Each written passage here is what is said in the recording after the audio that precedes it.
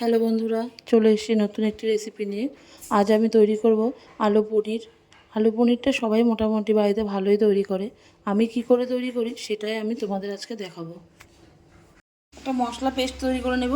নিয়েছি 8-10টা কাজু, আর দিয়ে দেবো 5-6টা কাঁচা লঙ্কা, দিয়ে দেবো আদা কুচি, আর দিয়ে দেবো 1 চামচ পোস্ত, আর দিয়ে দেবো একটা টমেটো। সব কটাকে আমি একসাথে পেস্ট করে নেব। পনিরগুলো দিয়ে দিচ্ছি।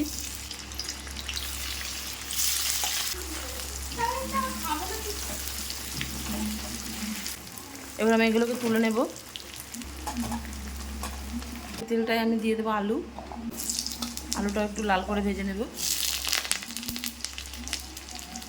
দিয়ে দেবো সামান্য নুন,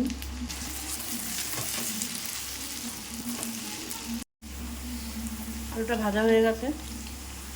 এবার আলুটাকে তুলে নেব। দিয়ে দেবো বড় একটা তেজপাতা, এবার দিয়ে দেবো গোলমরিচ, এলাচ, মুখটা ফেলি। ফোড়নের মশলাটা ভাজার পর আমি যেই পেস্টটা তৈরি করে রেখেছিলাম সেই পেস্টটা আমি এখানে দিয়ে দিয়েছি। এবার আমি এর মধ্যে দিয়ে দেবো স্বাদ মতো নুন, দিয়ে দেবো হলুদ, দিয়ে দেবো জিরের গুঁড়ো,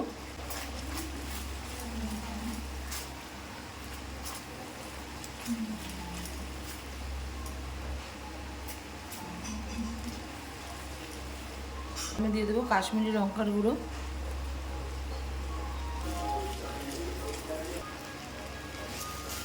আর আমি দিয়ে দেবো চিনি। চিনিটাকেও স্কিপ করবে না, চিনিটা অবশ্যই দেবে।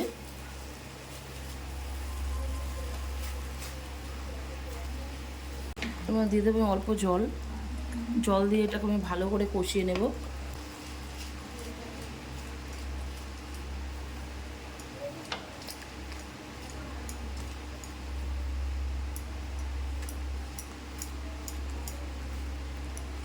মশলা যত কষানো হবে সেই রান্নার তত স্বাদ হবে।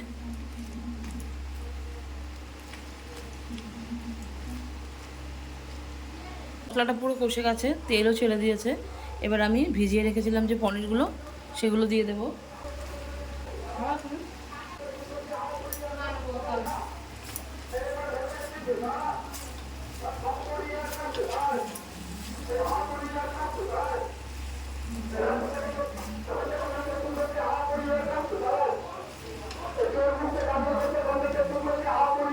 এবার আমি দিয়ে দেবো ভেজে রাখা আলু, তার সাথে ভালো করে মিশিয়ে নেব।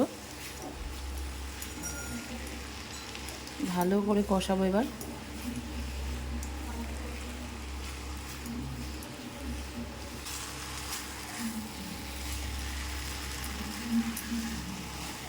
দিয়েছি জল,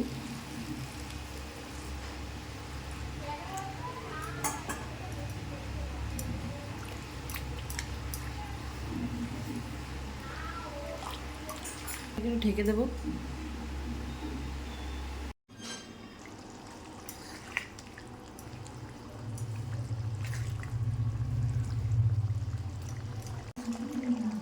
দিয়ে দেবো গরম মশলা,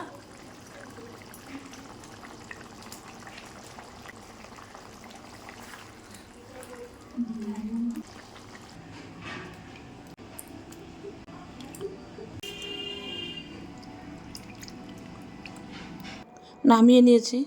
রেডি হয়ে গেছে আমার আলু পনির।